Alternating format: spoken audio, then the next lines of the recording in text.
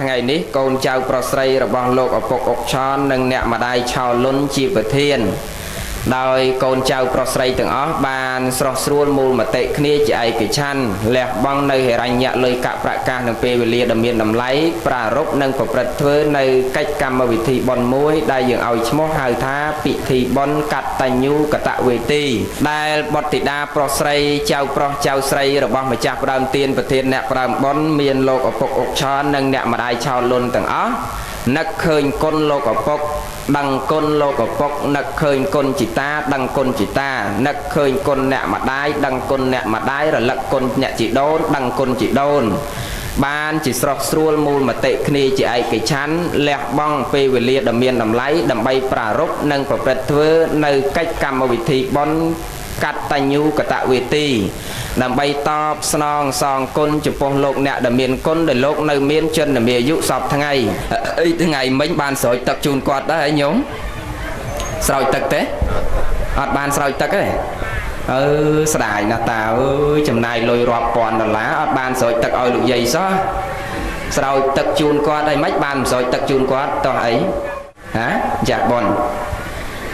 មិនបានអត់ស្រោចស្រាប់សុគន្ធវរីខ្លាចដូចពាក្យគេថាហ៎មានអ្នកខ្លះសួរថ្មអញ្ចេះសួរថាធ្វើបន់ចម្រើនបជនណោះឯកឧត្តមគុយពុំនិងលោកជំទាវសសារ៉េតសាវ៉េតនៅទៅធ្វើបន់គាត់ប្រហែលថ្ងៃមុនមកប្រទេសនៅស្វាយរៀងនៅស្រុកកំណើតរបស់គាត់សួរអាត្មាថាស្រោចទឹកចម្រើនបជនអាយុខ្លីឆាប់ស្លាប់អាត្មាសូមបញ្ជាក់ថាមិនមែនយើងស្រោចទឹកឆាប់ស្លាប់ស្រោចទឹកអាយុវែងទេមិនស្រោចអាយុខ្លីហើយក៏មិនស្រោចឲ្យអាយុវែងដែររឿងខ្លីនិងវែងអាស្រ័យបុព្វកម្មពីអតីតកម្មរបស់យើងសន្សំពីអតីតមកផងនិងអាស្រ័យដោយសារការបដិបត្តិប្រតិបត្តិតលខ្លួននាបច្ចុប្បន្ននេះផងបើញោមចង់ឲ្យអាយុវែងមិនបាច់ចាំស្រោចទឹកក៏បានអាស្រ័យលើញោមបដិបត្តិបច្ចុប្បន្នយ៉ាងម៉េចអាត្មានិយាយឲ្យខ្លីឲ្យតែញោមកុំអាសាទិញរបស់ផ្សារហូបអាយុវែងណាញោមមិនចាំទៅលោកស្រោចទឹកបោកអមទេសំខាន់ញោមបដិបត្តិប្រតិបត្តិខ្លួនញោមរាល់ថ្ងៃនេះ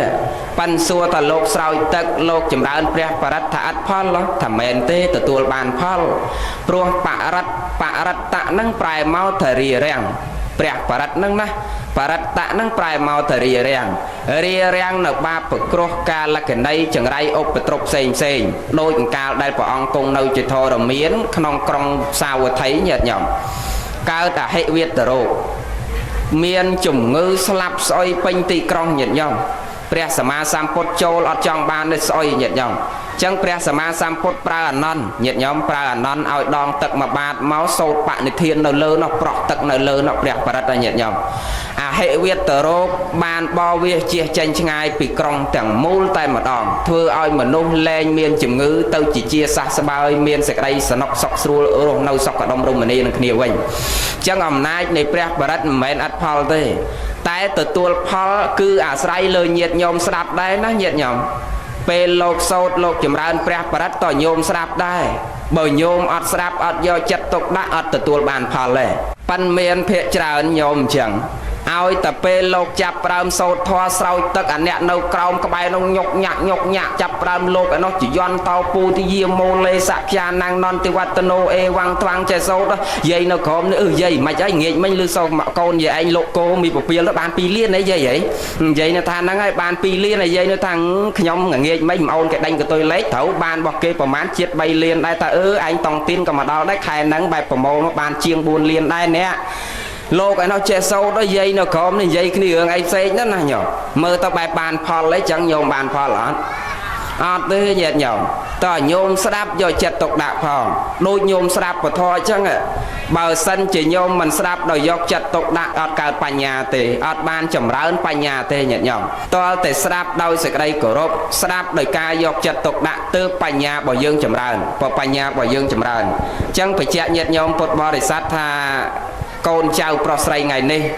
ឈ្មោះតែយើងដើរតាមកន្លងធម៌របស់លោកអ្នកប្រាជ្ញដើរតាមកន្លងធម៌របស់សត្វបរោះទាំងឡាយដែលលោកតែងតែបំពេញបុណ្យកុសលនៅពេលដែលអ្នកម្ដាយលោកឪពុកលោកនៅរស់រានមានជីវិតនេះជាការប្រពៃហើយអាត្មាសូមបញ្ជាក់ថាថ្ងៃនេះលើកអំពីបុគ្គលដែលគួរគោរពញាតិញោមបុគ្គលដែលគួរគោរពញាតិញោមចាំណាតើបុគ្គលណាខ្លះដែលយើងគួរគោរពកុំឲ្យរកអ្នកគោរពអត់ឃើញញាតិញោមបុគ្គលណាខ្លះដែលយើងគួរគោរពញាតិញោមបុគ្គលណាខ្លះយើងគួរគោរពព្រះសម្មាសម្ពុទ្ធព្រះអង្គប្ររពអំពីបុគ្គលនៅក្នុងโลกនេះដែលយើងគួរគោរពទី1គឺព្រះសម្មាសម្ពុទ្ធនៃយើងចាំណាញោមទី1ព្រះសម្មាសម្ពុទ្ធទី2ព្រះបច្ចេកពុទ្ធទី3ព្រះអគ្គសាវកពុទ្ធទី4ព្រះសង្ឃរតនៈដែលជាអគ្គសាវកទាំងសមត្ថិសង្ឃក្តីទាំងអរិយសង្ឃក្តីរីឯទី5គឺមេត្តាបិតារបស់យើងនឹងហើយញាតិញោមស្ថិតក្នុងទី5មេត្តាបិតារបស់យើងរីឯទី6គឺគ្រូបាអាចារ្យអ្នកបង្ហាត់អ្នកបង្រៀនទូមានព្រានបដៅផ្ដល់នៅចំណេះដឹងដល់យើងទី7គឺបងប្រុសបងស្រីនិងញាតិការទាំងចិត្តទាំងឆ្ងាយដែលមានឧបការៈលើយើងបញ្ជាក់ថាបុគ្គលដែលគួរគោរពទី1អ្នកណាគេទី1ញោមព្រះសម្មាសម្ពុទ្ធចឹងញោមគោរពព្រះសម្ពះប្រសង់ហើយមិនបាញ់មិញនេះញោមអាចារ្យដឹកនាំគោរពបទនមស្ការសមាទានសិលកាយញោមចេះអោនចេះលំទោនហើយគោរពព្រះនឹងមិនគោរពតែកាយទេណាញោមត្រូវគោរពទាំងចិត្តនេះឲ្យបានស្មោះត្រង់ផងឲ្យស្មោះត្រង់ផងរាល់ថ្ងៃអាត្មាមើលញាតិញោមទៅវត្តចេះទៅវត្តគេដែរចេះថ្វាយអង្គមព្រះគេដែរប៉ុន្តែមិនទាន់ចេះគោរពព្រះទេញាតិញោមមិនបានអាត្មាថាញោមអត់ទាន់ចេះគោរពព្រះលោកយាយខ្លះឆ្ងល់ទៀតហីឌីគុណកណាចូលវត្តតាំងពី79ទល់ឥឡូវនេះអាយុ8ជាងហើយគ្រាន់តែគោរពព្រះណាមិនបានឌីគុណថាកណាអត់ចេះគោរពព្រះក៏ថ្វាយអង្គមមិនបានអត់ចេះគោរពព្រះអត់ចេះគោរពព្រះត្រង់ដែលថាញោមមិនបង្អោនចិត្តដោយសេចក្តីជ្រះថ្លាទៅព្រះវត្តណាញោមចាំចំណាំមើលកាន់ស្រាក់ពីភូមិយើងណែពីក្បែរបែរផ្ទះបនណែទៅវត្តយើងឲ្យលើឬវត្តយើងឲ្យក្រោមឧទាហរណ៍កាន់ស្រាក់ទៅព្រលឹមឡើងតុកថ្ងៃសិលឡើងទៅដល់វត្តភ្លាមដាក់ស្រាក់ពុកចាប់ដើមដុតធូប5សៃអង្គលគូតរព្រះហើយចាប់ដើមខ្សឹបចាំមើលអត់ចេះគ្រប់ព្រះហ្មងអូព្រះអង្គអើយព្រះអង្គរាល់ថ្ងៃគ្រួសារកណានឹងពិបាកណាអាពៅនោះឆ្លុះគ្រាប្រកាងាចហើយមីកូនបងនោះវាជាពាក់លុយគេមកទាបប្រកាងាចហើយកណានេះតង់ទីនចុងខែនឹងមកដល់ទៀតប្របាអើយប្របាព្រះអង្គអើយអាងាចនឹងសុំមកលេខមកព្រះអង្គឲ្យមកលេខមកខ្ញុំម្ចាស់ថ្វាយហង្ស័កមួយឃើញអត់ចឹងបានមានព្រះវត្តខ្លះពាក់ហង្ស័ករហូតដល់7 8ហ្នឹងណាញោមបែបគេត្រូវច្រើនណាញោមអាហ្នឹងអត់ទាន់ចេះគោរពព្រះញាតិញោមមើលបើយើងចេះគោរពព្រះណាញោមយើងថ្វាយបង្គំកាយនេះហើយចិត្តយើងណោះទិសដៅទៅណាញោមរំលឹកគុណព្រះអង្គនឹកគុណព្រះអង្គទាំងបញ្ញាគុណផងករណាគុណផងវិសុទ្ធគុណផងដែលព្រះអង្គបន្សល់ទុកឲ្យយើងជាបរិស័ទទាំង4ចម្ពោះនោះគោរពបដិបត្តិប្រតិបត្តិក្រាបសំពះនមស្ការទុកជាស្រែបុណ្យរហូតទល់គ្នាសម័យថ្ងៃបច្ចុប្បន្ននេះចឹងទី1បុគ្គលដែលគួរគោរពគឺព្រះសម្មាសម្ពុទ្ធនៃយើងព្រះសម្មាសម្ពុទ្ធនៃយើងហើយញាតិញោមអាត្មាសួរបន្តិចចុះព្រះសម្មាសម្ពុទ្ធប្របាត់ក្តីប្រពុទ្ធរូបក្តីបើជាវមកហើយអត់ទាន់បានអភិសេកគោរពទៅបានបុណ្យទេថ្វាយអង្គមទៅបានបុណ្យទេញោមអត់ទាន់បានអភិសេកមើលឆ្លើយទាំងអស់គ្នាមើលបានបុណ្យទេបានណាប៉ិនមានអ្នកខ្លះគេថាអត់ទាន់អភិសេកថ្វាយអង្គមអត់ទាន់កើតទេប្របាត់នោះព្រះនឹងទិញមកហើយអត់ទាន់អភិសេកថ្វាយអង្គមអត់កើតទេនៅជាដុំថ្មទោះបីអភិសេកហើយបើចិត្តយើងតាំងតែដុំថ្មវានៅតែដុំថ្មដដែលហ្នឹងមែននិយាយសំខាន់ចិត្តយើងអត់ទិសដៅមិនថ្វាយអង្គមដុំថ្មហ្នឹងទេទិសដៅថ្វាយបង្គំរំលឹកគុណព្រះសម្មាសម្ពុទ្ធឯណោះទេញាតិញោម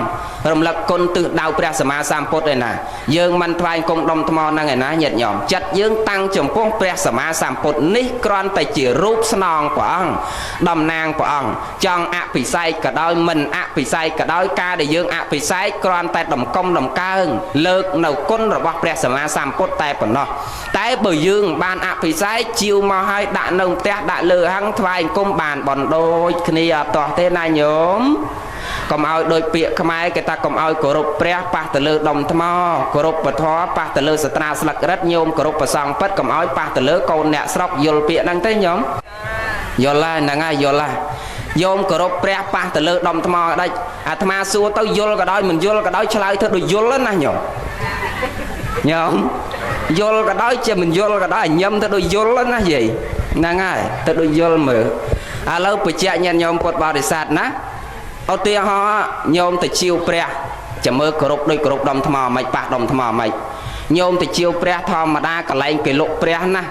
មានជាន់លើនោះតូចទៅជាន់ក្រោមបន្ទាប់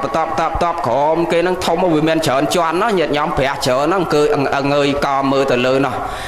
ដល់តែពេលវាច្រើនអញ្ចឹងស្រឡាញ់មើលលិចមើលកើតមើលលិចមើលកើតពេញចិត្តមកព្រះអង្គខាងលើគេនោះហើយអានេះក៏អស់ថ្មទៅទៀតតកងមើលខាងលើនោះដល់តែពេលកលេចទៅឃើញមកព្រះអង្គខាងលើគេនោះស្រឡាញ់ស្រាប់ដល់ស្រឡាញ់គាត់ចង្អុលនោះអាអូនហែងយកអាមួយនេះអញមើលនេះអាមួយលើគេនេះស្អាតណាស់អាមួយនេះញោមហើយប្រាប់ណាអូនឯងយកអាមួយនេះស្អាតណាស់អាមួយនៅលើគេនេះហើយហៅអាមួយនេះអាមួយនោះអញ្ចឹងប្រាក់ឲ្យដុំថ្មយីដុំថ្មអាហ្នឹងដែលគេថាគោរពព្រះប៉ះទៅលើដុំថ្មនោះណាយាយតែបើយើងថាអាអូនើយាយពេញចិត្តនោះមកព្រះអង្គខាងលើគេនោះយកមកព្រះអង្គហ្នឹងមកលោកយាយពេញចិត្តអាហ្នឹងព្រះឲ្យដុំថ្មញោមព្រះព្រោះវិជ័យរបស់យើងនឹងវាពោលទិសដៅសំបីតវិជ័យរបស់យើងពោលថាព្រះសម្មាសម្ពុទ្ធហើយអាចិត្តយើងនេះទិសដៅចំពោះព្រះសម្មាសម្ពុទ្ធទៀតព្រះសម្មាសម្ពុទ្ធទៀត2ក្រែ3ក្រែហើយវាមកអស់ហើយញាតិញោមមកដល់កន្លែងយើងនេះក្រោយគេដែរឥឡូវបញ្ជាក់ញាតិញោមណាបុគ្គលដែលយើងគួរគោរពទី1គឺព្រះសម្មាសម្ពុទ្ធបុគ្គលដែលយើងគួរគោរពទី2គឺព្រះបច្ចេកពុទ្ធបុគ្គលដែលយើងគួរគោរពទី3គឺព្រះអគ្គសាវកព្រោះព្រះអគ្គសាវកព្រះអរិយសាវកអរិយៈនឹងប្រសើរអញ្ចឹងព្រះអរិយបុគ្គលគឺជាបុគ្គលដែលមានរាគាតិកិលេសទាំងពួងបន្សាត់បងហើយខុសពីសង្ឃដែលជាសាវកធម្មតានៅជាបុថុជនណាញោមអរិយសាវកនឹងគឺជាបុគ្គលដែលអស់ហើយនៅរាគាតិកិលេសទាំងពួងនៅរាគាតិកិលេសទាំងពួងតែបើសិនជាសាវកធម្មតាសមត្ថិសង្ឃសមត្ថិសង្ឃរាល់ថ្ងៃសង្ឃសន្មតរាល់ថ្ងៃនេះនៅជាបុថុជនដូចញាតិញោមអញ្ចឹងគ្រាន់តែគេឲ្យនាមមួយទៀតថាកល្យាណបុថុជនគឺជាបុគ្គលដែលប្រសើរជាងបុថុជនគឺប្រសើរជាងញាតិញោមបន្តិចត្រង់ថាលោកមានរាគាតិកិលេសតែប៉ុន្តែរៀងស្រាលស្ដើងជាងញាតិញោមអត់មានភ័យព្រួយខ្វល់ជាប់ជាពាក់អីច្រើនដូចញាតិញោមទេមានដែលមកទេសនានៅកំពង់ធំនេះប៉ុន្តែអារម្មណ៍មានគិតទាំងអញមកទេសនានៅនេះប្រពន្ធឯងនៅកត់នោះមិនដឹងអាម៉េចទេមានដែលអារម្មណ៍ចឹងអីយីញោមអត់សោះញាតិញោមហើយក៏មិនដែលគិតទាំងឯងមកទេសនាចេញទៅវិញមិនដឹងបានអីផ្ញើកូននេះអត់ទៀតណាយាយណាអត់ដែលជាប់សោះតែបើយាយណាយើងមកកន្លែងហ្នឹងកាយនៅហ្នឹងមែនបញ្ចិតយើងនៅផ្ទះនោះអញទៅវិញត្រូវមាត់ឲ្យវាទៀតហើយមកជួយបនគេតាំងពីព្រឹកទៅថ្មនេះហើយឲ្យខោអាវត្រាំចោលក្បែរពីងទឹកមកកធុននោះដឹងស្រីពៅគក់ឯនៅឯងមិនដឹងវាឲ្យបាយជ្រូកស៊ីឯនៅហើយមិនដឹងគៀងទាចូលត្រង់ឯនៅហើយឲ្យវាមកពីស្រែវិញមិនដឹងបានបាយឯនៅទេអញអើយអញអាកាយនៅនេះបញ្ចិតនៅផ្ទះនោះមែនញោមអានឹងជាប់ច្រើនអញ្ចឹងបានគេឲ្យឈ្មោះថាពុទ្ធជនរីឯអាត្មាគ្រប់ព្រះអង្គគេឲ្យឈ្មោះតកល្យាណបតជនមានកិលេសដូចគ្នាប៉ាន់ក្រាន់ទៅលោកវារៀងស្រាលស្ដើងជាងញាតិញោមបើស្រាលស្ដើងជាងញាតិញោមអញ្ចឹងបញ្ជាក់ញាតិញោមពុទ្ធបរិស័ទបុគ្គលដែលយើងគួរគោរពទី3គឺព្រះអគ្គសាវកពុទ្ធហើយបុគ្គលដែលយើងគួរគោរពទី4គឺសំទាំងសមត្ថិសង្ឃក្តីអរិយសង្ឃក្តីបុគ្គលដែលយើងគួរគោរពទី5គឺមេត្តាបិតារបស់យើងសំខាន់ណាស់ណាបងម្ដាយឪពុករបស់យើងនេះព្រះសម្មាសម្ពុទ្ធព្រះអង្គតាំងងារគាត់ថាជាព្រះផងថាជាព្រំផងថាជាបព្វទេវាផងថាជាអាហន័យបុគ្គលថងថាជាបព្វាចារ្យគឺអាចារ្យខាងដើមផងដែលយើងជាកូនចៅប្រុសស្រីទាំងអស់ត្រូវតែគោរពបដិបត្តិប្រតិបត្តិកោតខ្លាចគោរពបូជាក្រាបសំពះនមស្ការគាត់យើងគោរពព្រះយព្រះប្រសង់នៅខាងក្រៅផ្ទះយ៉ាងណាក៏ត្រូវតែគោរពព្រះសំពះមេដាបៃតានៅខាងក្នុងផ្ទះដូចគ្នាបានបុណ្យបានកុសលដូចគ្នាញាតិញោមក៏បានបុណ្យបានកុសលដូចគ្នាបញ្ជាក់ញាតិញោមពុទ្ធបរិស័ទថាមេដាបៃតានេះក៏ជាបុគ្គលដែលយើងគួរគោរពទី5រីឯបុគ្គលដែលយើងគួរគោរពទី6គឺគ្រូបាអាចារ្យអ្នកបង្ហាត់បង្រៀនទូមានព្រានបដៅយើងបុគ្គលដែលគួរគោរពមាន6មាន7ហ្នឹង ចោះបកគលដែលយើងគួរកោតខ្លាចនៅក្នុងលោកនេះបកគលដែលយើងគួរគោរពនៅក្នុងលោកនេះមាន7អំបញ្ញមិញចោះបកគលដែលយើងគួរកោតខ្លាចនៅក្នុងលោកនេះមានប្រមាណដែរញាតិញោមមានប្រមាណបកគលដែលយើងគួរខ្លាចមាន7ដែរណាអបសិទ្ធគ្នាតាមពិតបច្ចៈញាតិញោមថាបកគលដែលគួរគោរពមាន7មិញរីឯបកគលដែលគួរខ្លាចលោកយាយខ្លះគាត់ថាបកគលដែលគួរឲ្យខ្លាចគឺអ្នកមានលុយសម័យនេះខ្លាចអ្នកមានលុយលោកយាយនៅកោះលងចិនគាត់ថាអញ្ចឹងហើយអ្នកខ្លះទៀតគេថាបកគលដែលគួរឲ្យខ្លាចបានដល់ស្ដេចអ្នកខ្លះទៀតគេថាបកគលដែលគួរឲ្យខ្លាចបានដល់គ្រូបាអាចារ្យគ្រូនឹងកាចណាស់ឲ្យទៅចូលដល់សាលាខុសអីតិចតួចវាយឲ្យឈរហាលថ្ងៃអញ្ចឹងជាដើមឡាក់នឹងឡាក់អ្នកខ្លះទៀតគេថាខ្លាចចំពោះមាតាបិតាម៉ែខ្ញុំកាចណាស់ឪពុកខ្ញុំកាចណាស់ចូលផ្ទះមិនបានទេបើថាឪវិញចូលទាត់ធាក់អីបើថាម៉ែវិញឲ្យពោតាំងពីព្រឹកទល់ល្ងាចអញ្ចឹងណាញោមបើឲ្យពោហ្នឹងមិនឲ្យពោព្រះទេណាយាយណាមិនឲ្យពោព្រះទេឲ្យពោអីនោះអាត្មាស្ដាប់យល់ទេញោមចឹងបច្ចៈញាតិញោមថាបកគលដែលគួរខ្លាចគេថាអញ្ចឹងទី1ខ្លាចអ្នកមានលុយហេតុអីបានគាត់ថាខ្លាចអ្នកមានលុយគាត់ថាសម័យនេះឲ្យតែគេមានលុយគេចង់ធ្វើអីក៏បានយើងអ្នកក្រពិបាកណាស់បើមិនគោរពគេមិនខ្លាចគេគេជិះជាន់យើងគេធ្វើបាបយើងគេគៀបសង្កត់យើងគ្រប់បែបយ៉ាងមែនញោមហ្នឹងហើយគាត់ថានឹងត្រូវរបស់គាត់ណាយាយណាហ្នឹងហើយត្រូវហើយលោកយាយស្របតាមគាត់អាត្មាក៏ស្របតាមគាត់ដែរបើនិយាយតាមពិតទៀងត្រង់ក្រៅពីផ្លូវធម៌និយាយទៅវាត្រូវរបស់គាត់យើងត្រូវខ្លាចអ្នកមានលុយបើខ្លាចអ្នកមានលុយទី1ប៉ុន្តែហ្នឹងមិនមែនធម៌ទេណាបើធម៌ព្រះលោកថាខ្លាចផ្សេងទេប៉ុន្តែឡើយអាត្មាបញ្ជាក់ពីយាយថាខ្លាចហ្នឹងសិនទី1គាត់ថាខ្លាចអ្នកមានលុយបើយើងមិនគោរពអ្នកមានលុយគេជិះជាន់គេគៀបសង្កត់យើងមួយទៀតគាត់ថាខ្លាចអ្នកមានអំណាចអ្នកកាន់អំណាចបើយើងមិនត្រូវជាមួយគេអ្នកកាន់អំណាចគេនឹងដាក់ទរណកម្មយើងគេនឹងធ្វើបាបយើងគេនឹងគៀបសង្កត់យើងចេះមួយចុះពីរគ្រប់សពបែបយ៉ាងមួយទៀតគាត់ថាខ្លាចព្រះរាជាព្រោះព្រះរាជាសម័យដើមមិនដូចសម័យនេះទេព្រះរាជាសម័យដើមលោកមានអំណាចពេញដៃទាំងនីតិទាំង3ហ្នឹងទាំងនីតិបញ្ញត្តិប្រតិបត្តិតុលាការអំណាចទាំង3នេះនៅលើដៃព្រះរាជានៅលើប្រហោះព្រះរាជាតែសម័យនេះអំណាចទាំង3នេះមិនស្ថិតនៅលើព្រះរាជាទៀតទេអំណាចទាំង3នេះស្ថិតនៅលើរាជរដ្ឋាភិបាលវិញព្រះរាជរដ្ឋាភិបាលវិញអញ្ចឹងខុសគ្នាសម័យដើមគឺអំណាចទាំងអស់នៅលើព្រះរាជាដូច្នេះគាត់ថាខ្លាចព្រះរាជាមួយទៀតគាត់ថាខ្លាចគ្រូបាអាចារ្យខ្ញុំកណាកាចណាស់លោកម្ចាស់អើយការរៀនជាមួយគាត់អូវាយប៉ោងខោប៉ោងអាវអស់មួយទៀតគាត់ថាខ្លាចម្ដាយឪពុកស្រីថាទូមានព្រានបដៅព្រឹកល្ងាចតែខ្លាចទាំងអស់នេះព្រះសម្មាសម្ពុទ្ធព្រះអង្គទ្រង់ត្រាស់ប្រកាសសម្ដែងថាមិនប្រសើរឡើយបុគ្គលទាំងឡាយដែលអ្នកលើកឡើងនេះមិនគួរឲ្យខ្លាចទេញាតិញោមបើមិនគួរឲ្យខ្លាចទេបុគ្គលដែលគួរឲ្យខ្លាចក្នុងโลกនេះញោមចាំចោះមានតែមួយទេគឺបុគ្គលអីបុគ្គលអាក្រក់ញាតិញោមបុគ្គលអាក្រក់ណាស់ញោមដែលយើងត្រូវខ្លាចបុគ្គលប្រព្រឹត្តបាបបញ្ចវរិយផ្សេងដោយលួចដោយឆក់ដោយប្លន់កាប់កេងប្រវាញ់លបលួចឆក់កាប់សម្លាប់គេបុគ្គលនេះទើបយើងគួរខ្លាចព្រោះបុគ្គលនេះនឹងអាចផ្ដល់ទុក្ខលំបាកឲ្យយើងផងអាចឲ្យយើងវិនាសខាតខូចទ្រព្យសម្បត្តិផងអាចឲ្យយើងវិនាសកេរ្តិ៍ឈ្មោះកតញ្ញូផងអាចឲ្យយើងវិនាសអ្វីៗគ្រប់សពបែបយ៉ាងរហូតដល់អាយុជីវិតញាតិញោមនាំទុក្ខនាំទោសមកដល់យើងតែបើបុគ្គលទាំងប៉ុន្មានដែលគាត់លើកឡើងខាងដើមប៉ះសិនបើយើងធ្វើត្រូវស្របច្បាប់មិនខុសច្បាប់មានណានាគេមកធ្វើឲ្យយើងមែនញោមគេអត់មកធ្វើឲ្យយើងសោះឲ្យតែយើងធ្វើត្រូវរីឯបុគ្គលអាក្រក់នេះមិនថាយើងមនុស្សល្អមិនថាយើងមនុស្សអាក្រក់ទេណាញាតិញោមបើវាចង់ប្លន់វាប្លន់អត់មានថាយាយនឹងយាយដូនជីទេមែនតាហើយក៏អត់មានគិតថាអ្នកនឹងជាលោកសង្ឃដែរអត់ទេញាតិញោមចឹងបុគ្គលដែលគួរខ្លាចគឺបុគ្គលដែលអាក្រក់នឹងហើយក្នុងមួយស្រុកមួយភូមិចេះអត់ទេបុគ្គលនឹងមួយស្រុកក៏មានមួយនោះណាញោមណាមួយស្រុកក៏មានមួយនោះជំនាញគេថាម៉េចវាមិនចេះអត់ទេមួយភូមិពីរភូមិមានមួយអាដើរទៅណាបាត់មេមន់គេហ្នឹង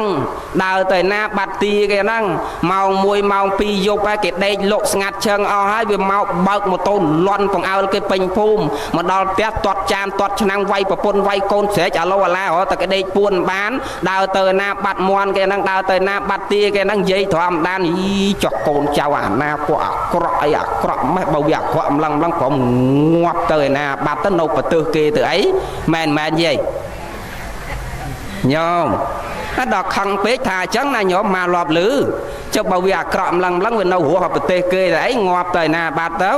នេះបកុលបែបហ្នឹងព្រះសម្មាសម្ពុទ្ធព្រះអង្គសម្ដែងទៀតថាអបមាតោអមតាំងបទាំងបមាតោមជ្ឈនោបទាំងអបមត្តានមីយន្តិយេបមត្តាយថាមត្តាចង់មានន័យថាបកុលដែលមានសេចក្តីប្រមាទទោះមានជីវិតរស់នៅអស់រយនៃឆ្នាំក៏មិនស្មើនឹងបកុលដែលមិនមានសេចក្តីប្រមាទរស់បានត្រឹមតែមួយថ្ងៃដែរញាតិញោមព្រោះបកុលនោះមានជីវិតរស់នៅតែហាក់បីដូចជាស្លាប់បាត់បង់ជីវិតហើយព្រោះស្លាប់បាត់បង់ជីវិតហើយស្រាប់លឺទេញោមលឺដែរហើយអ្នកក្រោយនោះលឺដែរញោមហ៎ចេតថាទៅទេញោមអាត្មាស្ដាប់លួចអត់បានហ្នឹងដឹងទេអីទេអ្នកញាតិញោមស្ដាប់លួចអត់បានណា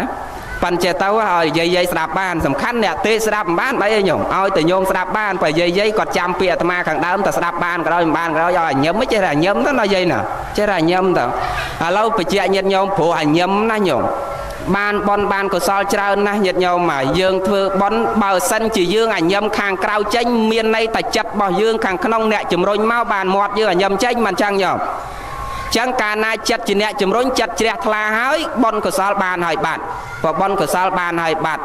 មិនចាំបាច់មកស្ដាប់ពធឬយល់ឬមិនយល់មិនសំខាន់ទេបញ្ញារបស់យើងអត់កើតពេលហ្នឹងចាំស្ដាប់ពេលក្រោយទៀតប៉ិនសំខាន់យើងមកថ្ងៃនេះយើងមកប្រមូលបនឲ្យតែចិត្តជ្រះថ្លាត្រេកអរក្នុងធម៌ពេញចិត្តក្នុងធម៌រីករាយក្នុងធម៌បនកុសលហ្នឹងចម្រើនហើយបាត់ដោយពាក្យលោកអ្នកប្រាជ្ញអញ្ញឹមមិនធម្មតាទេមានអានិសង្សយ៉ាងម៉េចបានផលយ៉ាងម៉េចឧទាហរណ៍ណាមិនថាតែធ្វើបនទេត្រូវការទីពឹងអញ្ញឹម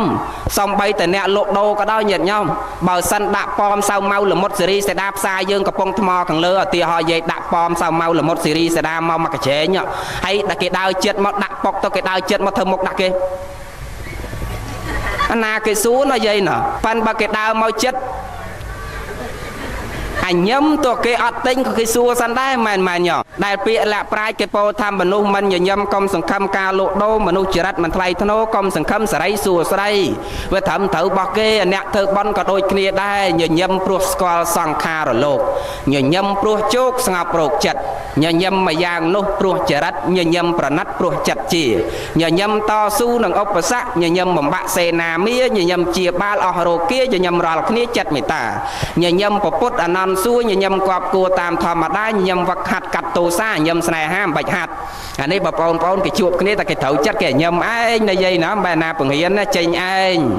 ឥឡូវបញ្ជាក់ញាតិញោមប្រងញញឹមតិចមិនជីវែងឲ្យពេកទេតែបានប្រមាណនាទីទេណាយាយតែបាន49នាទីទេនៅ2ម៉ោងជាងទៀតឥឡូវបញ្ជាក់ញាតិញោម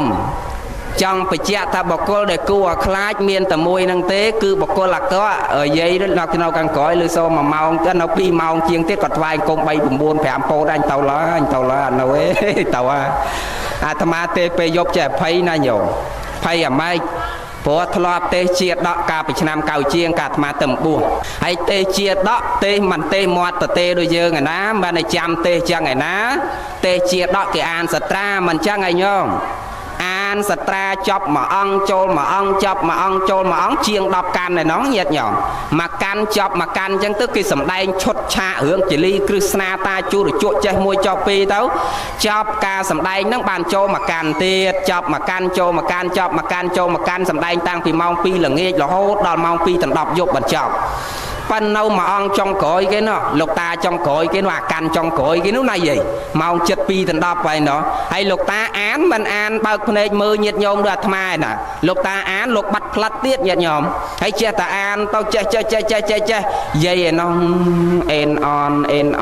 អនក៏ដាល់យប់ទៅហើយលោកតាចេះតែអានបាត់ផ្លាត់ដល់ម៉ោងណាចប់ទេអញអើយទៅអំបានទេចុះទៅហើយគិតក្នុងចិត្តហើយចុះទៅក្រោមប៉ាន់រៀបចុះយាយនៅក្បែរនឹងសួរអីយាយឯងតណានោះខ្ញុំចុះទៅបាត់ជើងតូចតិចឡើងមកវិញឥឡូវហើយចុះទៅចាំតឡើងមកវិញតែអញខ្ពើមឡើងមកវិញមិនដឹងថ្មបានចាច់ទៅដេកវិញទៅផ្ទះបាទយាយនោះបាត់យូរពេកចង់ទៅដែរយាយសួរទៀតឲ្យចុះយាយឯងតណាដែរខ្ញុំទៅក្រមកផ្លែតឡើងមកវិញឡើយទៅដែរបាទទៀត1ទៅ2ទៅ3ទៅអស់លី សល់ញោមអាចារ្យម្នាក់ញោមដល់ទៅពេលលោកទេចប់អានសត្រាចប់ធម៌ទេសនាអាត្មាអានសត្រាតាំងពីដើមរហូតដល់ចប់ប៉ុណ្ណេះល្មមសំគួរដល់កាលវេលានឹងបញ្ចប់ព្រោះយប់ក៏វារៀងស្ងាត់សัตว์ក៏វាចូលទៅនំខ្មុំក៏ចូលទៅណែកមនុស្សម្នាលែងដើររកស៊ីជជែកបើនិយាយពីតាឡើងហូបបារីយាយឡើងបុកស្លាញោមអាចារ្យគោរពបាត់នមស្ការចាប់មកបាត់ពីរទៅហើយបិចមកនេះទៅហើយអាត្មាចិត្តបន្ថែមចិត្តបន្ថយខ្លាចនៅសល់ញោមអាចារ្យម្នាក់បើកផ្លាត់ឡើងអេវ៉ាំងសល់អាចារ្យម្នាក់មែនញោមសល់អាចារ្យម្នាក់ហើយដល់ហើយលោកថាងាប់ហើយចុះយាយទៅណាអស់អាចារ្យតាំងលោកតាអាណាគឺនៅស្ដាប់ទៀតម៉ោង2ទៅ10យប់ហើយលោកតាចេះតែនៅអានហើយបាត់ផ្លិតទៀតដឹងថ្មបានចប់លោចិត្តភ្លឺឯវ៉ាន់ទៅងាប់គេអស់ហើយអញ្ចឹងអាណានៅស្ដាប់គេទៅផ្ទះអស់ហើយលោកតាស្រាប់លោកតាតាំងសរសើរអាចារ្យអូយទៅកើតជាតិណាអាចារ្យឯងបានបនបានកុសលច្រើនណា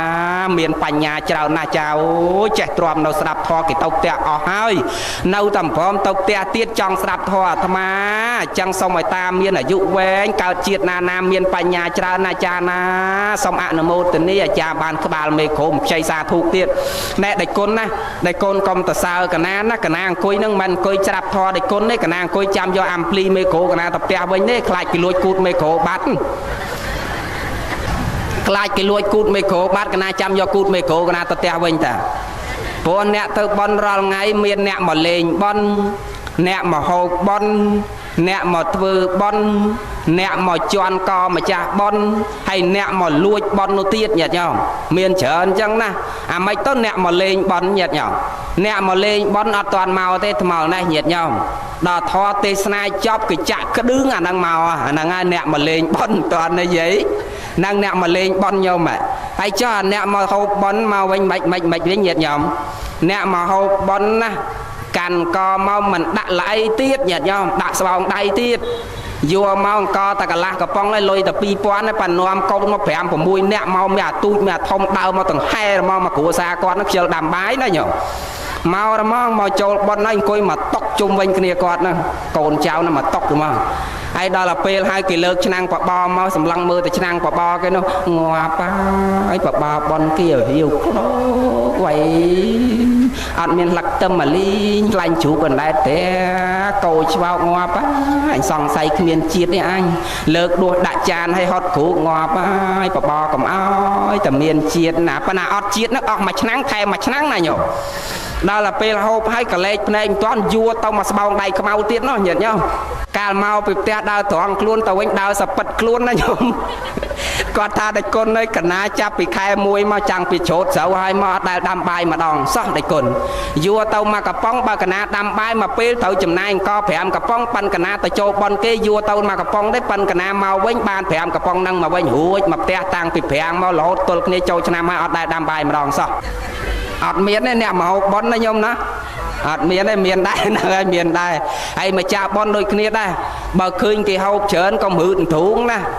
ងាប់អញអើយអាមួយមកយួរពីរមកយួរអញខាតអស់ហើយអញអាឡៃតកាន់ចានកាន់ឆ្នាំងនេះកលេចមើលតែមុខគេយួរទៅមួយយួរពីរយួរផ្លេចមើលមេឆ្កែខ្មៅនៅក្រោមនេះជន់ឆ្កែខ្មៅនោះដួលបែកចានបែកឆ្នាំងទៀតអត់មានបានផលអីទេញោមចឹងត្រូវគិតតែបើគេយកទៅយកទៅចោលបានហូបបានបនបានកសលដល់ខ្ញុំដែរបានកូនបានចៅនៅផ្ទះនៅហូបក៏មិនដែរគិតតាំងចម្មើម៉ែមួយកទូចម្មើណាបនផ្ទះអញវានាំកូនចៅមក5 6នាក់ចម្មើដល់បនផ្ទះវាខែក្រោយវាអញនាំទាំងប្តីប្រពន្ធកូនចៅអញទៅមកពូជគ្នាអញហ្មង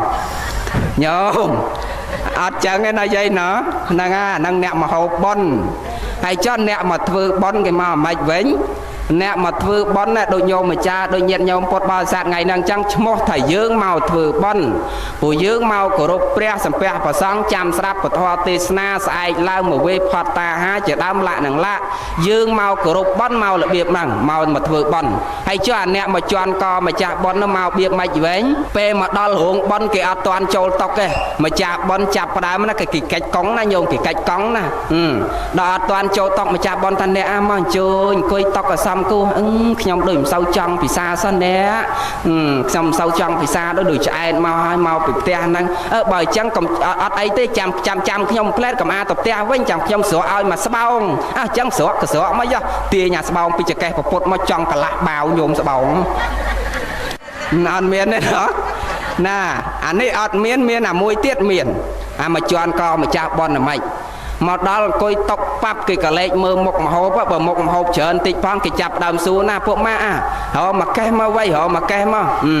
អានោះមកដប់មកពេលទៅមកបនថ្ងៃបនហ្នឹងគេរអញ្ចឹងជីកម៉ូតូក្ដឿងទៅទិញមកកេះមកដល់បានមកកេះមកហើយអាពួកម៉ាណាសាច់ក្លែមទៅយកសាច់ក្លែមមកអស់ថែមផឹកអ៊ូប្រមួហើយនឹងឆ្លោះទាស់តែងខ្វែងកំណត់ពេញរោងបនអញ៉ែអញ៉ៃពេញរោងបនហ្នឹងទៀតអាហ្នឹងហើយមកជន់ក៏ម្ចាស់បនតើនេះញោមចាមកលួចបនមកលួចបនមករបៀបម៉េចវិញហីអាត្មាធ្លាប់ទៅទេសនាស្រុកសាងខេត្តកដាលពួកគេទេសតែផឹកគេមិនដែលទេសងាយទេសស្រុកសាងខេត្តកដាលគេទេសតែព្រឹកឲ្យភាកច្រើនដល់តែពេលល្ងាចចឹងញោមម្ចាស់គ្រប់បាត់នមស្ការអីមេក្រូនៅលឺណាញោមនៅគ្រប់បាត់នមស្ការសុំសើសូត្រមន្តឲ្យធម្មតាដល់ព្រឹកឡើងអាត្មាទៅដល់គាត់ចាប់ដើមឲ្យគេបើកមេក្រូឡើងដើម្បីប្រកាសតើឥឡូវព្រះអង្គធម្មកថាមុនមកដល់ហើយគេបើកមេក្រូបើកអាំភ្លីឲ្យបឡើងសំឡេងយ៉ាងម៉េចក៏អាចារ្យដែរបើកនិយាយមិនលឺញោមចេះតែអាឡូនៅតែអត់លឺ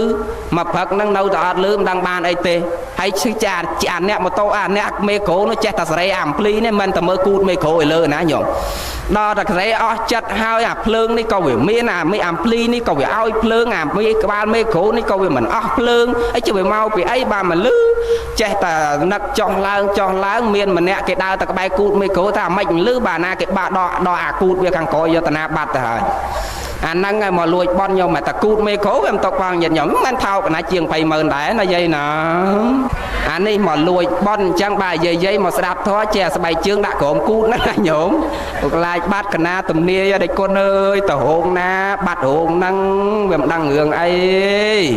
ចឹងជាស្បែកជើងនៅក្រោមគូតរហូតដល់ពេលវាធ្លាប់ទៅឯណាកាន់ទៅឯហ្នឹងទៅឯណាកាន់ទៅឯហ្នឹងទៅឯណាដាក់ក្រោមគូតឯហ្នឹងដល់ទៅពេលថ្ងៃមួយមានលោកយាយម្នាក់នោះណែងើបឈរទទួលអាត្មាដូចមិញចឹងដល់ពេលញោមអាចារ្យណាធ្លាប់អាដៃកាន់បែកជើងរហូតនោះយាយដល់ពេលឃើញលោកមុនមកដល់ញោមចាស់ហោះយាយងើបឡើងទទួលបដិសន្ធារៈព្រះអង្គធម្មកតិកាចារ្យព្រះអង្គនិមន្តមកដល់ហើយដាច់មេក្រូបាត់អំផហ្នឹងឲ្យលឺវិញហ៎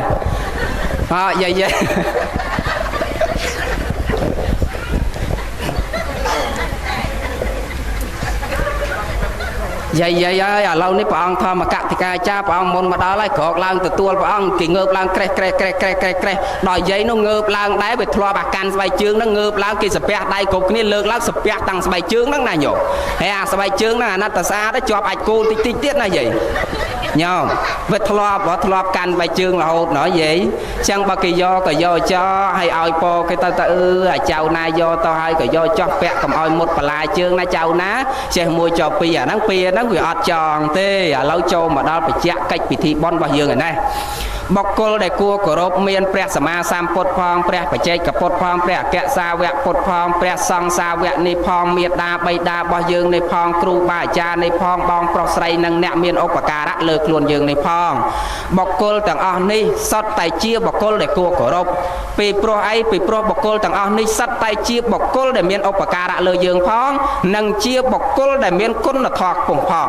ដូចម្ដាយឪពុករបស់យើងណាញាតិញោមបងប្រុសស្រីបងប្រុសស្រីគាត់បីគិតថាគាត់ខំប្រឹងចិញ្ចឹមទំនុកបំរុងបីបាច់ថែរក្សាយើងពុកអាចច្បាច់នោមតាំងពីក្រហមលញ័ររហូតដល់ធំដង្ក្រៃរៀបចំឲ្យមានគូសកលស្វាមីភរិយាបុត្រតើលោកប្រឹងប៉ុណ្ណាបាក់ញើសហូរញើសខំប្រឹងសន្សំលុយកាក់ប្រាក់កាសដើម្បីយើងគ្រប់គ្នាដែលជាកូនចៅប្រុសស្រីចឹងនៅពេលនេះជាពេលមួយឱកាសមួយដែលយើងត្រូវតែរួបរวมគ្នាសាមគ្គីគ្នាចិញ្ចឹមទំនុកបំរុងបីបាច់ថែរក្សាលោកម្ដងពួកលោកពិបាក70 80ឆ្នាំហើយ60ឆ្នាំជាង70ឆ្នាំជាងហើយពិបាកចិញ្ចឹមថែរក្សាយើងឥឡូវលោកស្ថិតក្នុងវ័យនេះយើងត្រូវទុកឲ្យលោកនៅសនុកម្ដងព្រោះលោកនៅសនុកម្ដងហើយអាម៉េចដែលអាត្មាបញ្ជាក់ថាបុគ្គលទាំងអស់ហ្នឹងជាបុគ្គលដែលគួរគោរពមកពីបុគ្គលទាំងអស់ហ្នឹងជាបុគ្គលដែលមានគុណធម៌ខ្ពស់មានគុណធម៌ខ្ពស់ត្រង់បុគ្គលទាំងអស់ហ្នឹងមានសិលពុំមានសិលស្អាតបរិសុទ្ធសំបីតែលោកយាយលោកតានៅមុខអាត្មាក៏ជាបុគ្គលដែលគួរគោរពដែរព្រោះញាតិញោមសត្វអ្នកមានសិលមិនចឹងអីញោមមានសិលគ្រប់គ្នាអស់ហើយញាតិញោមហ៎សិលប្រមាណញោមសិលប្រមាណសិល5មានអ្នកសិល8វាយាយលើកដៃមើលសិល8មានប្រមាណអ្នកអូច្រើនអ្នកតែញោមសិល8អីលោកយាយសជាងគេនោះឲ្យសាច់ឈាមស្រស់ថ្លាជាងគេសិល8ដែរញោមអាត្មាមិនជឿទេអ្នកសិល8ក្រៅឆ្កមព្រោះអត់បាយល្ងាចហើយញោមមិនបានធាត់ឲ្យសស្អាតមិនញោមបណ្ណាសិល8ណាសិល8ដែរ ឥឡូវបញ្ជាក់ញាតិញោមណោះសិក្ខាបទ8ក្តីសិក្ខាបទ5ក្តីសិក្ខាបទ10ក្តីត្រូវរក្សាឲ្យបរិសុទ្ធប្រកាន់ភ្ជាប់ឲ្យរាល់ថ្ងៃសំសិលឲ្យកាន់ភ្ជាប់ស្អាតបរិសុទ្ធហើយញោមហ៎ហ្នឹងហើយស្អាតហើយឲ្យស្អាតបរិសុទ្ធយើងរក្សាសិលប្រកាន់ភ្ជាប់ឲ្យដូចជាអាយុជីវិតរបស់យើងចឹងញាតិញោមមានតបោះម្នាក់ញាតិញោមគាត់រក្សាសិលស្អាតបរិសុទ្ធតាំងពីដើមមកនៅក្នុងព្រៃខំប្រឹងសច្ចាំងធ្វើសិលបរិសុទ្ធស្អាតបរិសុទ្ធដល់ពេលឧទាហរណ៍ណាឧទាហរណ៍ដល់ពេលថ្ងៃមួយមានកូនអ្នកមានអំណាចម្នាក់ចាប់តបោះនឹងបានហើយតបោះនឹងរូបស្អាតទៀតញាតិញោមសាច់ឈាមស្រស់ថ្លាទៀតចាប់តបោះនឹងបាននៅកដាលព្រៃហើយឲ្យអាមាត្យចងតបោះនឹងចងស្លាបសេកផ្អោបជាមួយនឹងដើមឈើផ្អោបជាមួយដើមឈើហើយគេដាក់លក្ខខណ្ឌថាបើសិនជាមិនគោរពតាមលក្ខខណ្ឌទាំង3នឹងទេត្រូវប្រហារជីវិតចោលអូគេចាប់បានគេអ្នកមានអំណាចណាញាតិញោមត្រូវប្រហារជីវិតចោលគាត់ត្រូវគិតក្នុងចិត្តរបស់គាត់ថាអំណាចដីសិលរបស់ខ្ញុំដែលខ្ញុំខំប្រឹងសន្សំជាយូរមកហើយតែបើសិនជាខ្ញុំស្លាប់ពេលនេះខ្ញុំមិនអាចសន្សំគុណធម៌តទៅមុខទៀតបានទេអញ្ចឹងខ្ញុំត្រូវតែបន្តអាយុជីវិតរបស់ខ្ញុំដើម្បីរក្សាគុណធម៌បន្តទៅទៀតចឹងគេដាក់លក្ខខណ្ឌឲ្យថាបើតែឯងចង់រស់ត្រូវគោរពតាមលក្ខខណ្ឌទាំង3ហ្នឹងលក្ខខណ្ឌទី1គេឲ្យតាសម្លាប់សត្វញោមគេដាក់សត្វរស់មួយឲ្យតាសម្លាប់បើតាសម្លាប់សត្វហ្នឹងគេឲ្យតារួចខ្លួនលក្ខខណ្ឌទី2គេអត់ឲ្យសម្លាប់សត្វក៏បានប៉ុន្តែគេឲ្យតាផឹកស្រាគេឲ្យតាបោះហ្នឹងផឹកស្រាហើយលក្ខខណ្ឌទី3បើតាមិនសម្លាប់សត្វតាមិនផឹកស្រាតាត្រូវនៅជាមួយកូនត្រូវនៅជាមួយចៅហ្វាយស្រីរបស់ខ្ញុំត្រូវដេកជាមួយចៅហ្វាយស្រីហើយញោមយល់តែប៉ុណ្្នឹងយល់ណាយាយណាបាច់អាត្មាបញ្ជាក់ថែមទៀតទេត្រូវនៅជាមួយតកែតវចៅហ្វាយស្រីរបស់ខ្ញុំម្ចាស់ស្រីរបស់ខ្ញុំចឹងជំរឿស3ហ្នឹងញាតិញោមសាកគិតមើលណាញោមតើតាបោះគាត់រើសយកមួយណាយាយរើសមួយណាគាត់ប្រកាន់សិលស្អាតបរិសុទ្ធប៉ិនគាត់ចង់បន្តជីវិតរបស់គាត់ដើម្បីសន្សំគុណធម៌តទៅទៀតចឹងថាគេថាបើតាចង់រស់ត្រូវរើសលក្ខខណ្ឌមួយណាយកមកអនុវត្តទី1សម្លាប់សត្វទី2ផឹកស្រាទី3ឲ្យសត្វតែដាច់សិក្ខាបទសម្លាប់សត្វក៏ដាច់សិក្ខាបទគាត់ផឹកស្រាក៏ដាច់សិក្ខាបទគាត់ហើយគេងជាមួយស្រីសម្រានជាមួយស្រីក៏ខូចសិក្ខាបទរបស់គាត់ខូចសិលរបស់គាត់ចឹងគាត់មិនដឹងរើសមួយណាញាតិញោមដាច់ចិត្តរើសយកស្រាចុះអាហ្នឹងវាគ្រាន់តែផឹកបន្តិចហើយ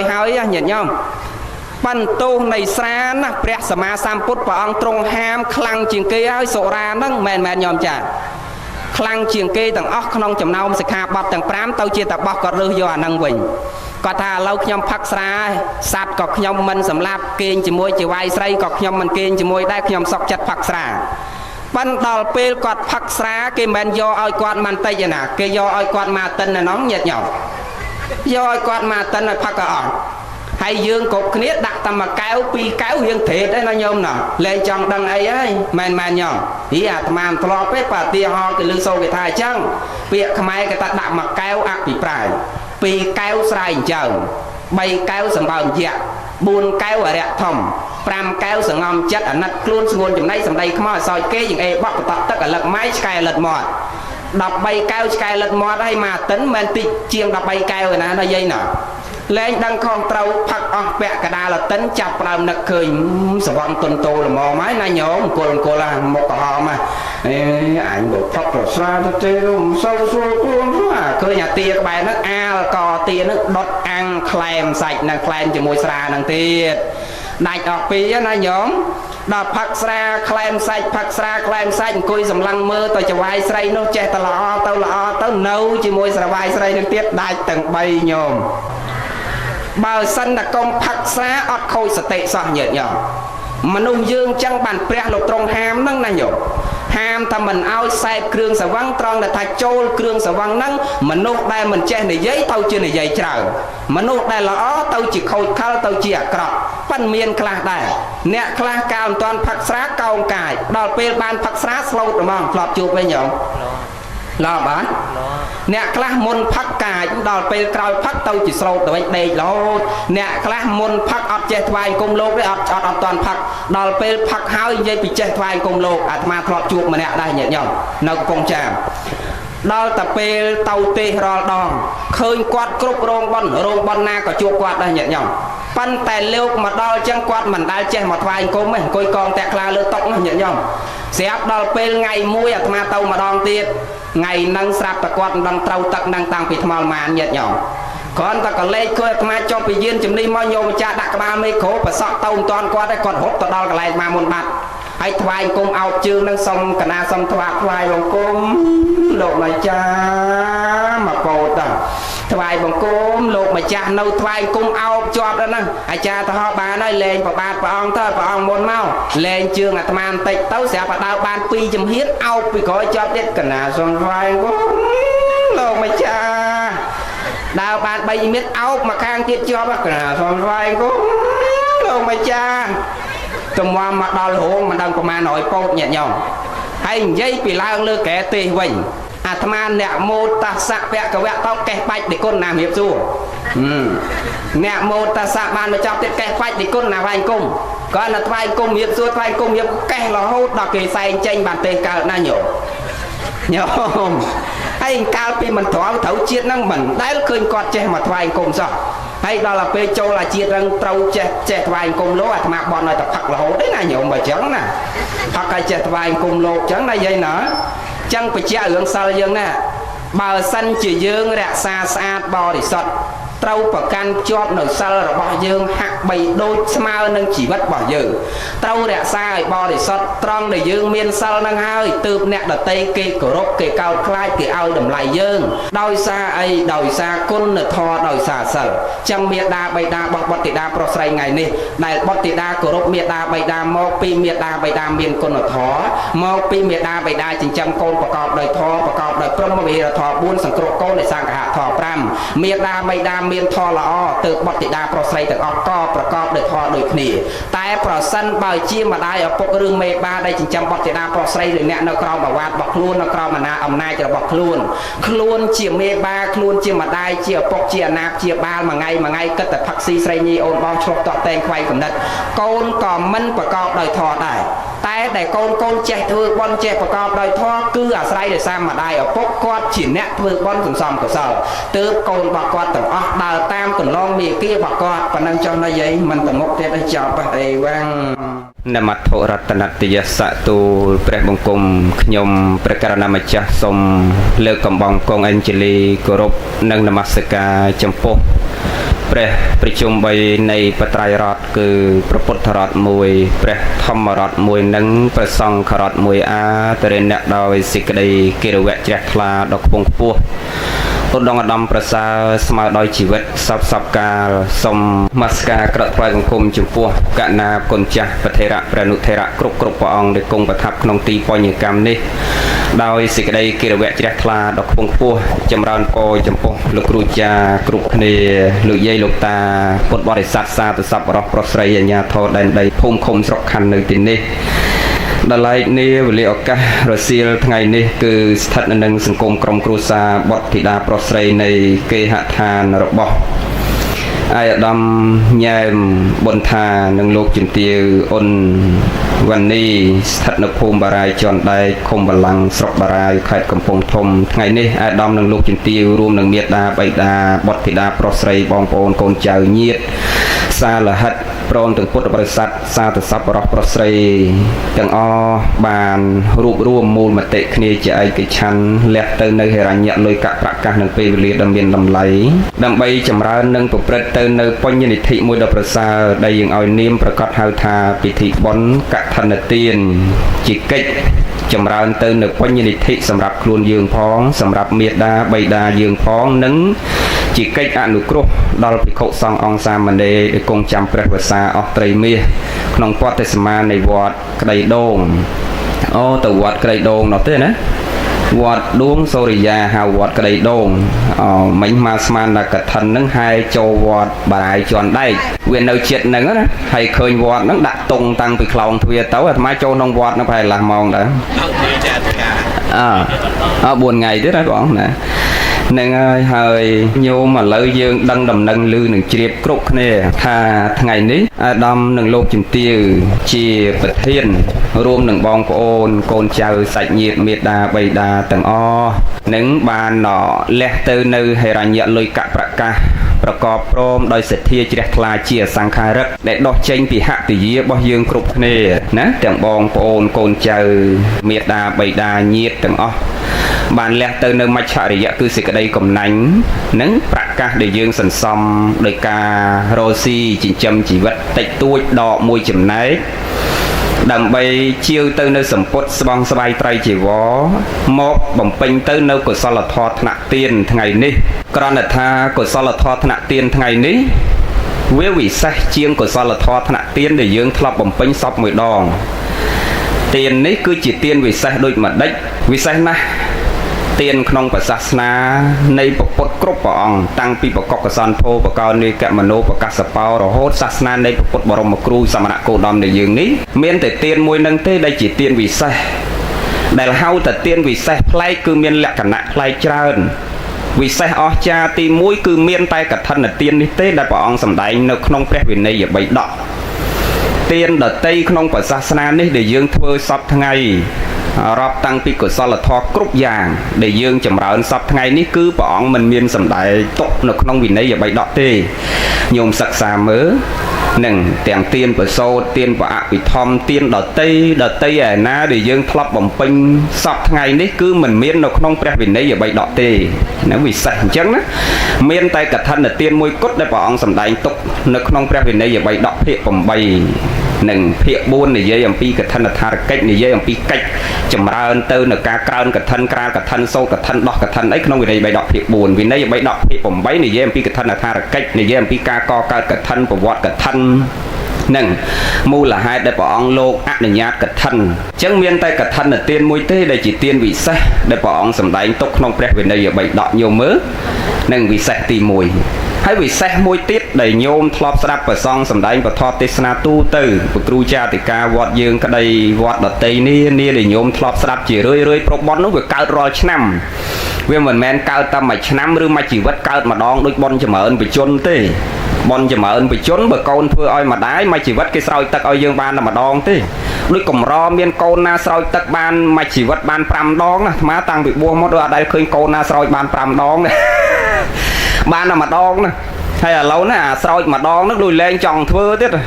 ដល់មើលមកនិយាយរឿងហ្នឹងតិចចាំចូលមកកឋិនយើងវិញវាចូលហើយមិញហើយហេតុអីបានអញ្ចឹងវាមានមង្គលភ្ញាក់ផ្អើលគ្រាន់តែគេធ្វើបន់ចម្រើនជនអាផ្ទះទី1មុនមកទៅទេសដែរហើយគ្រាន់តែលោកមកអត់បានទៅស្រោចទេណាហ្នឹងហ่ะទោះបីអាត្មាទៅស្រោចក៏ដោយក៏កុំឲ្យមានជំនឿហ្នឹងលោកស្រោចទឹកឲ្យបានតែ2ថ្ងៃយើងដាច់ចោលទៅហើយមួយទៀតស្រោចឲ្យបានតែប្រហែលថ្ងៃដាច់ចោលទៀតទៅមួយទៀតយូរបំផុតបានតែ2អាទិត្យដាច់ចោលទៀតទៅដូចជួននាងពេកឲ្យតែស្រោចទឹកឲ្យដាច់ចោលស្រោចទឹកឲ្យដាច់ចោលក៏បង្កើតពាក្យមួយថាចម្រើនបជនធ្វើមនុស្សឆាប់ងាប់អញ្ចឹងទៅហើយមានអ្នកទេមកសួរទៀតបាទអាត្មាថាញោមយើងណោអាសេចក្តីស្លាប់នឹងបើយើងស្ដាប់ធម៌យល់ក្នុងធម៌យើងមិនគួរនឹងភ្ញាក់ផ្អើលទៅដល់ម្លឹងទេកុំឲ្យមានមិច្ឆាទិដ្ឋិមង្គលភ្ញាក់ផ្អើលសេចក្តីស្លាប់ព្រះអង្គសម្ដែងថាម៉េចទី1អាយុកយេនមរណៈញោមតើអស់អាយុទៅមួយទៀតបញ្ញកយេនមរណៈតើអស់បុណ្យទៅហ្នឹងហើយមួយទៀតកម្មកយេនមរណៈតើដល់ពេលវេលាត្រូវកម្មមកកាប់ផ្ដាច់គឺទៅនោះវាស្លាប់ដោយសារហេតុទាំងអស់ហ្នឹងវាអត់មានស្លាប់មកពីលោកស្រោចទឹកទេព្រះមានសម្ដែងតែស្លាប់ដោយសារលោកស្រោចទឹកណាហ្នឹងហើយប៉ិនគាត់ដូចវាជួននេះពេលដូចម៉ែនិយាយមិញក៏ស្រោចងាប់ស្រីងាប់ដល់អញ្ចឹងគាត់ទៅមានជំនឿមួយថាមកពីស្រោចទឹកបាទមនុស្សឆាប់ស្លាប់អាត្មាដល់ពេលអញ្ចឹងប្រាប់មួយម៉ាត់ទៀតបើនិយាយធေါ်ដោយស្ដាប់គ្នាមិនបានប្រាប់ថាញោមឯងពិចារណាមើលអ្នកដែលទៅស្រោចទឹកកម្រមានមនុស្សអាយុ40គេស្រោចទឹកឲ្យណាខ្លះអាយុ90លេងសែងហើយវ៉ាន់ហើយបើទៅស្រោចទឹកសាទោះបីមិនស្រោចក៏វាចិត្តដល់ថ្ងៃទៅដែរដូចអត់ដែរណាស្រោចឲ្យមនុស្សអាយុ40ផងណាបងដូច90 80ជាងអាចិត្តដល់ថ្ងៃហើយបានយកគាត់ទៅស្រោច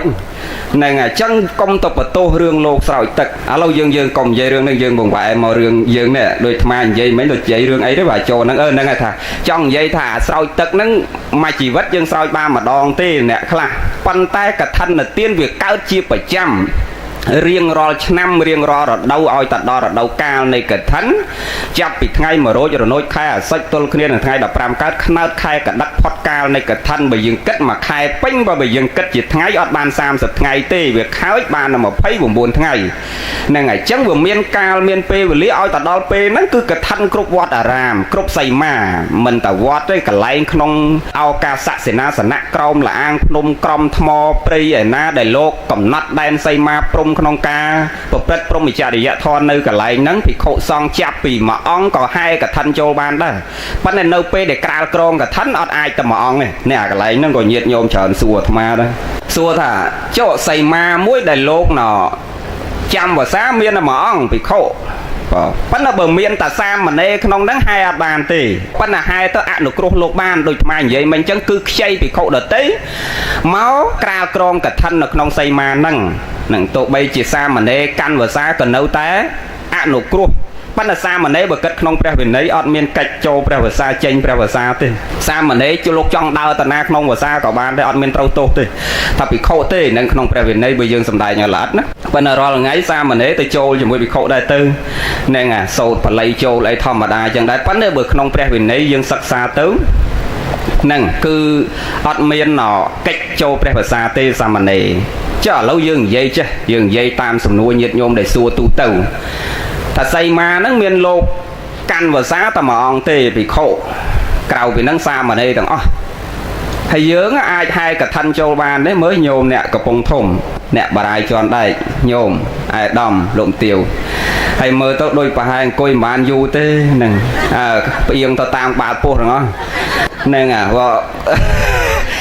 ញោមអង្គុយឲ្យត្រង់ខ្លួនបានអង្គុយបានយូរតែអេនអនងាកតលិចទៅកើតអង្គុយបានយូរហើយមួយទៀតអេរិយាបថអង្គុយឲ្យត្រង់ខ្លួនហើយអង្គុយមួយទៀតត្រូវហ្នឹងដាក់ជើងអញ្ចឹងក៏ទៅត្រូវដែរហើយបើកាលណាយើងដាក់ជង្គង់កងលើជើងនៅពីក្រោមជើងនៅពីក្រោមជង្គង់នៅពីលើក៏អង្គុយឲ្យបានយូរដែរតែត្បៀតអញ្ចឹងដូចបងស្រីអង្គុយឲ្យបានយូរ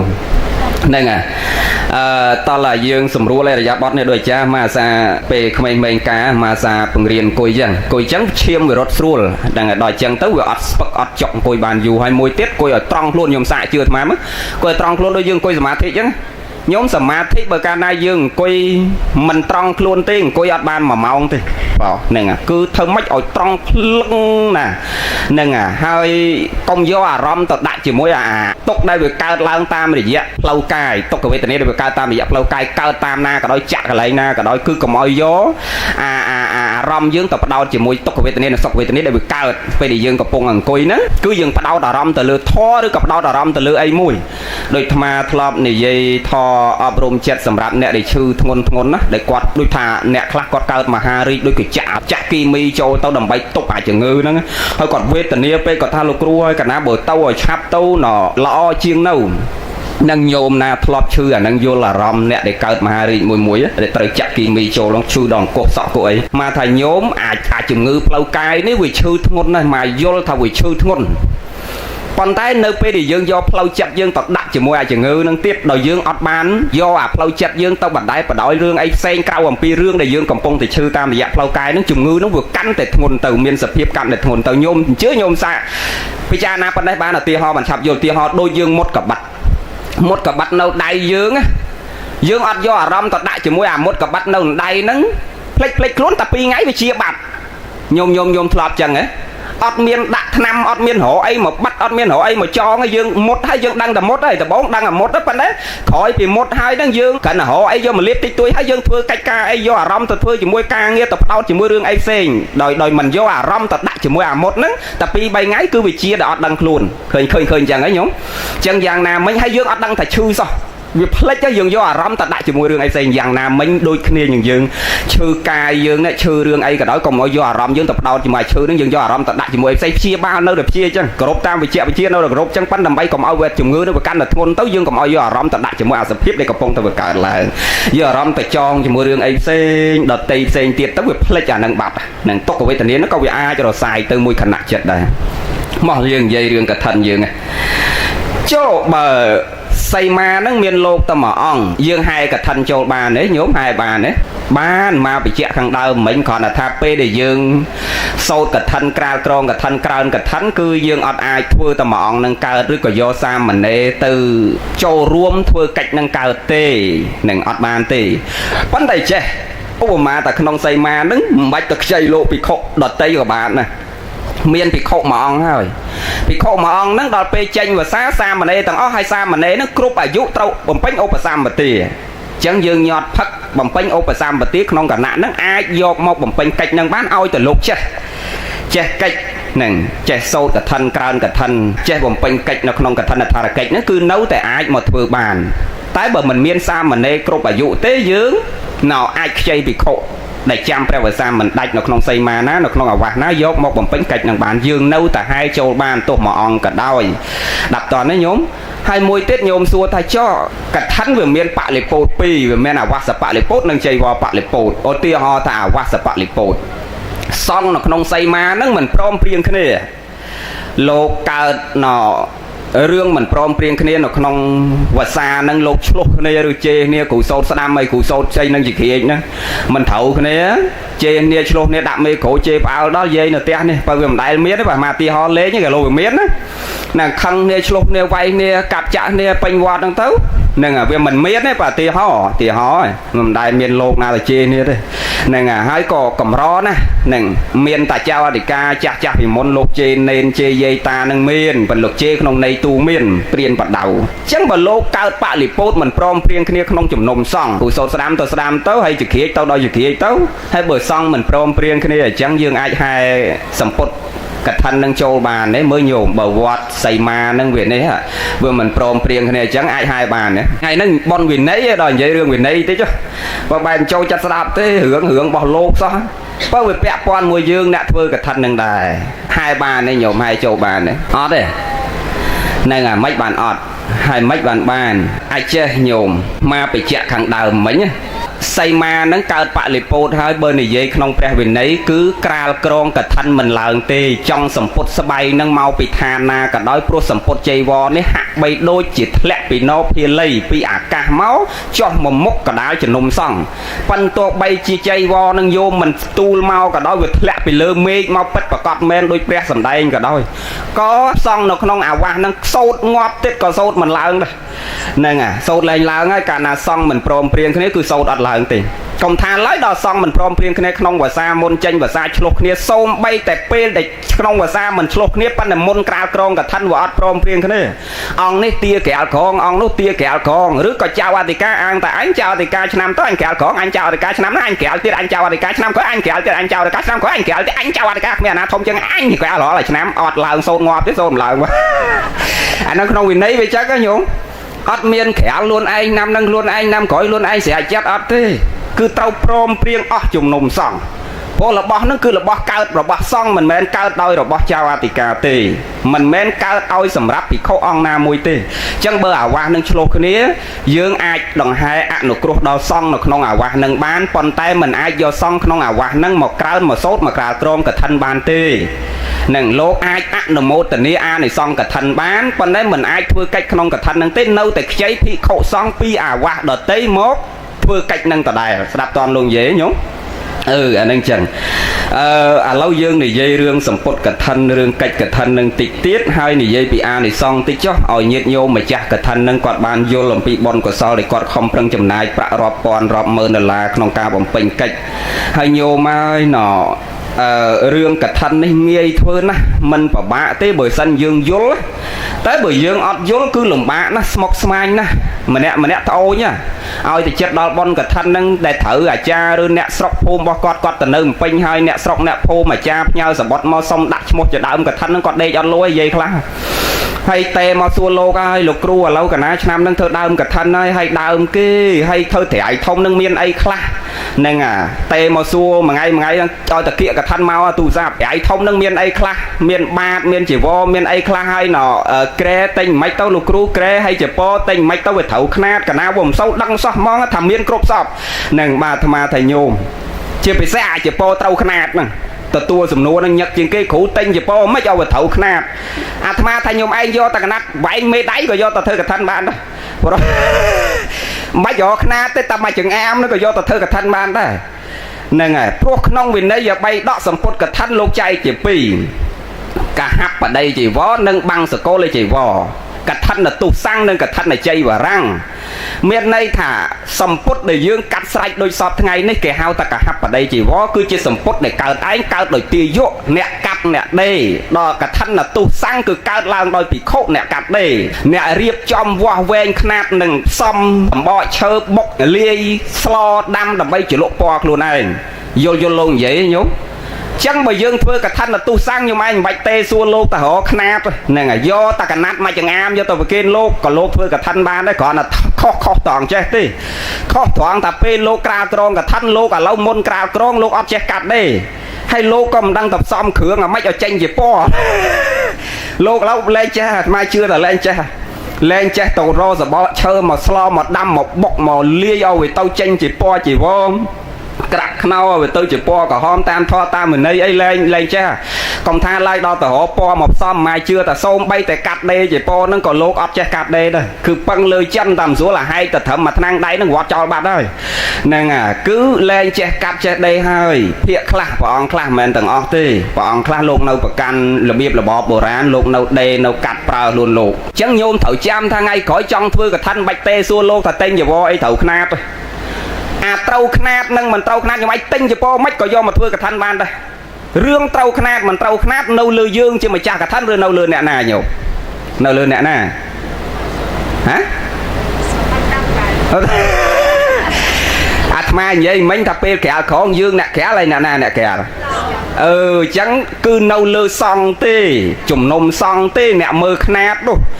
លោកអ្នកក្រាលក្រងទេអ្នកមើលខ្នាតអញ្ចឹងបានព្រះអង្គសម្ដែងថាលោកអ្នកក្រាលក្រងហ្នឹង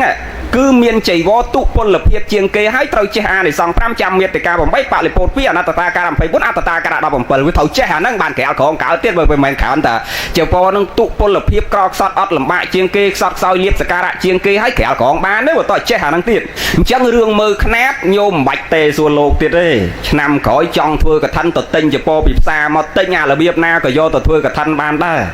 គឺរឿងខ្នាតចៃវរគឺនៅលើជំនុំសង្ឃនៅលើសង្ឃអ្នកមើលមិនមែននៅលើយើងអ្នកមើលទេរឿងយើងជាម្ចាស់កហបរិយវរនេះកាលណាយកទៅដាក់មុខជំនុំសង្ឃហើយពោលសម្ពុតថ្វាយសង្ឃហើយសង្ឃទទួលត្រេកអរដោយតណ្ហិភាពដោយសច្ចៈវាចាដោយការពោលជាវាចាក៏បានគឺទទួលនៅក្នុងចិត្តក៏បានបើតាមព្រះវិន័យគឺលោកទទួលក្នុងចិត្តពីព្រោះចពោនោះវាធ្លាក់ចុះពីនោភាលីប៉ុន្តែដល់សម័យថ្ងៃបច្ចុប្បន្ននេះលោកមិនអាចទទួលក្នុងចិត្តឲ្យម្ចាស់កឋិនកើតសេចក្តីជ្រះថ្លាជាមួយកើតទេតតែទទួលដោយវាចាតលោកថាសាធុ